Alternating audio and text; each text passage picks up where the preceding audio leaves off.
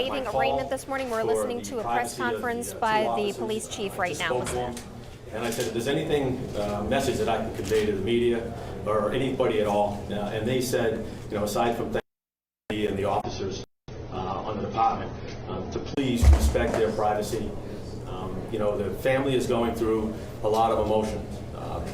Their husbands go off to work, and they get that dreaded phone call that their officer had been shot, or the police officer showing up at their house.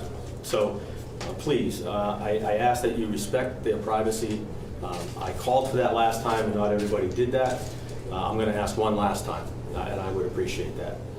I'm not going to talk any case facts. We are unsealing the affidavit, so you should have all the information that established the probable cause shortly. So you'll have plenty of stuff to report on.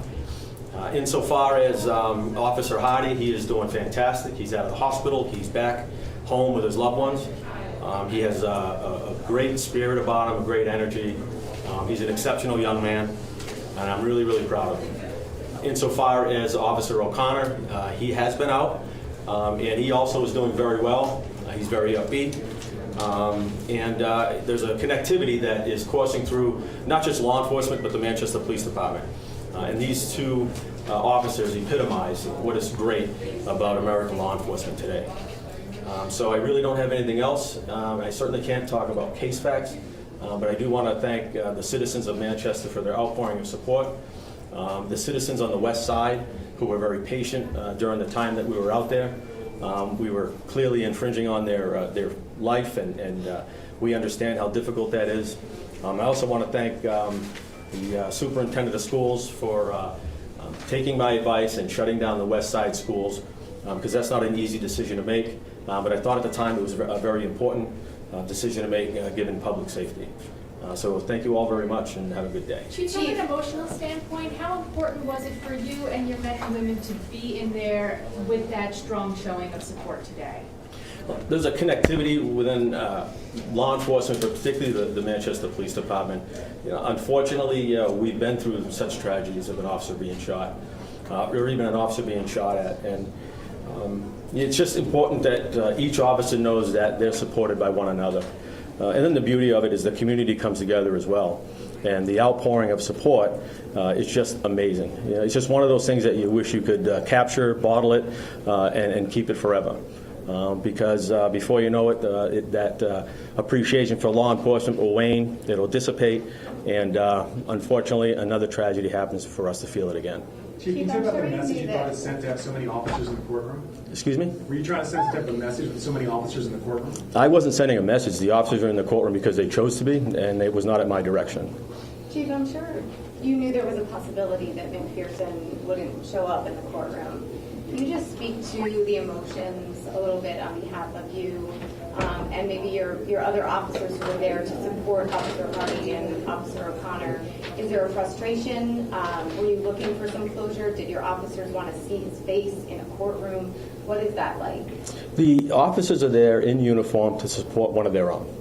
It's not to see the defendant. It's not to send a visual to the media. That it's important for everybody to know that we're going to protect one of our own. It was seriously just officers supporting one another, and that's what we do. We were all together the other night when Officer Hardy came home. We just weren't in uniform. We were all in civilian clothes.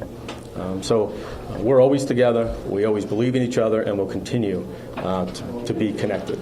Chief, what do you say to your men and women to rebound from something so traumatic, where so many of them were there on the scene and witnessed this? Well, I went to some of the roll calls subsequent to the incident, and I've relayed to the officers to stay connected, to remind themselves of why they work for the greater good, and the fact that I appreciate that they are willing to give their lives for the betterment of their society, in the furtherance of liberty, and they do so knowing that they may deprive their wife of their loving nature, that they may deprive their children of nurturing. And yet the officer still goes out there day in and day out knowing that they could deprive their family of them. And the families are willing to also allow their spouses to be in that situation.